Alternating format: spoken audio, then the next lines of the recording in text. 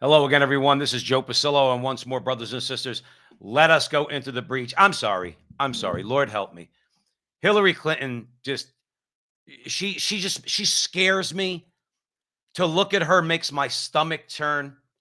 I know this is going to sound terrible when I think of Dante's Inferno, and I think of those that he sees there, and in his epic poem. I see people like her. She's just such a liar. And I want to play a little bit of this, okay, for you guys to listen to. This is Hillary in India talking to women about climate resilience. I mean, I can't even do it justice. So I'm just going to comment a little bit.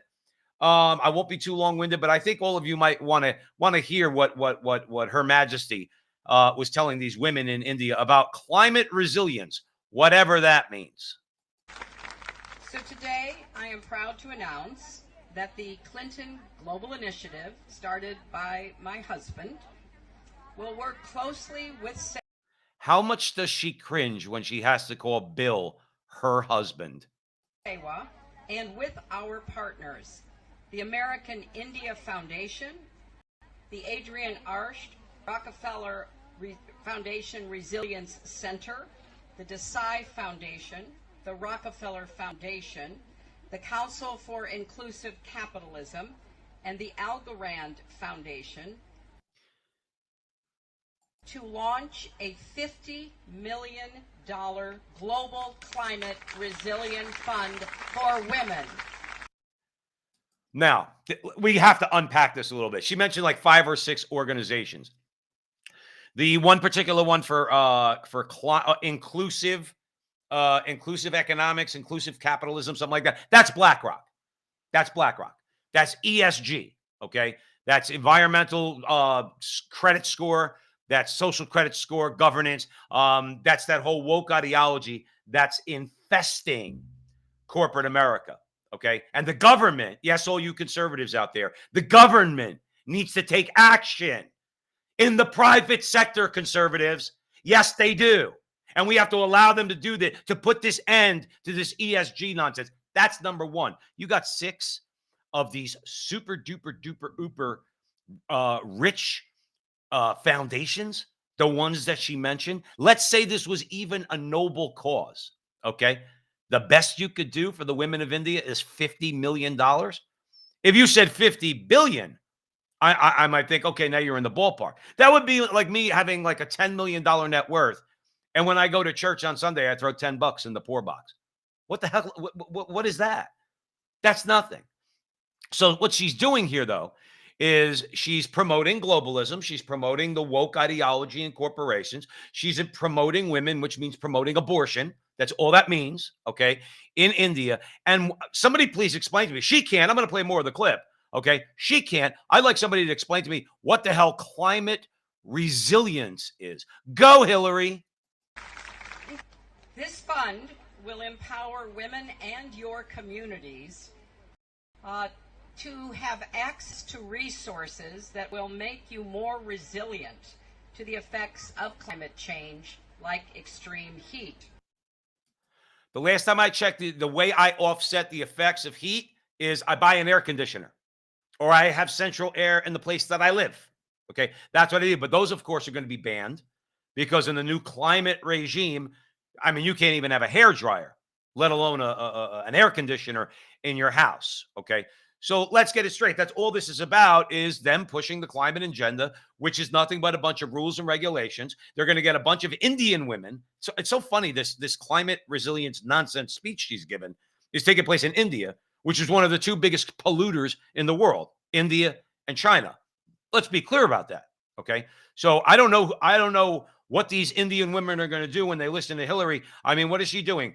Promising them abortion rights and all that nonsense. Okay. In exchange for their obedience when it comes to the climate agenda. Who knows?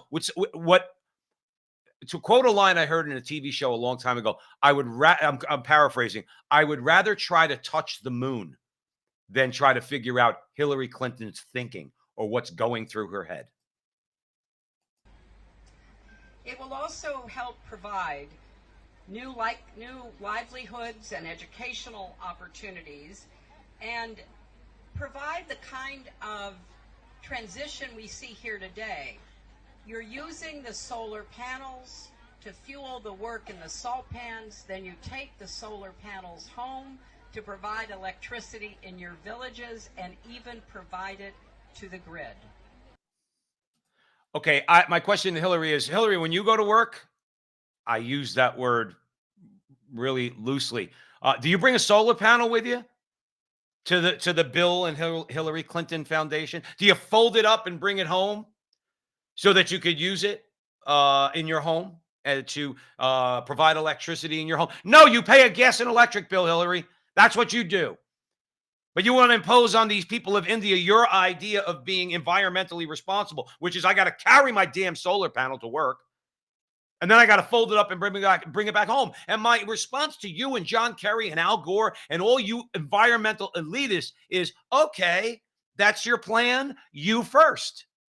I don't think that's unreasonable for me to say. Let's say everything she says is true. It's not, because Hillary Clinton is a born liar. Okay. Yeah, I said that. She's a born liar. She could actually teach the devil a thing or two about lying. And Jesus called him the king of lies. Okay. You might be looking at the queen right here.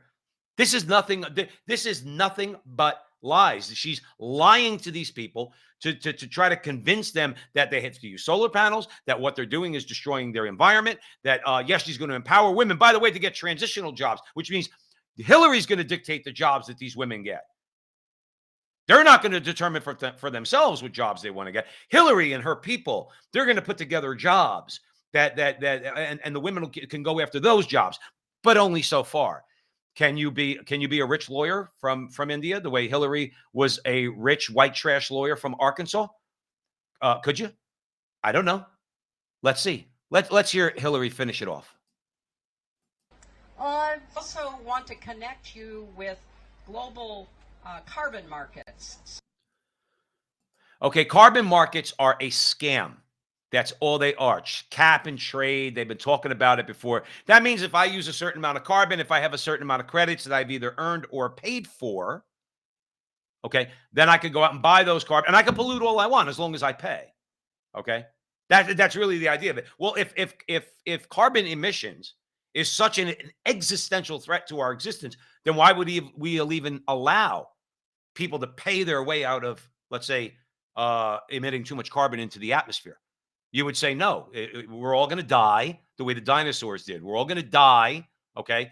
Therefore, we have to shut it all down. No, you're going to have access to these markets. What do you think that they're going to be markets the way we have markets? We don't even really have free markets now in other industries. You think a carbon market is actually be something remotely called free? It's going to be rigged. And the insiders are going to be the ones that rig it the same way they do at Wall Street right now. The whole game is rigged. It doesn't matter if stocks go up and down. BlackRock's making money. All the rest of them are making money. They're long one day, they're short the next day. And they have all the inside knowledge, and then they claim they don't trade on inside information. Oliver Stone made a movie 35 years ago called Wall Street, where insider information was the biggest sin you could commit. They do it every day. And it's not conservative Republicans that are doing the insider trading. It's liberal Democrats. Nancy and Paul Pelosi come to mind, and NVIDIA come to mind, and other members of the House of Representatives. Hillary represents all of that. Hillary is a charlatan. Just look at how she's dressed in this video. Does she even realize how ridiculous she looks? Maybe not. Maybe she really thinks she is a queen. I don't know. Stay tuned. I get a feeling that me and Joe Rossinello at the front line with Joe and Joe, we're going to be doing a few videos featuring Her Majesty herself in the near future. Remember, @WithJoeandJoe on Twitter. Follow us, please. See you later.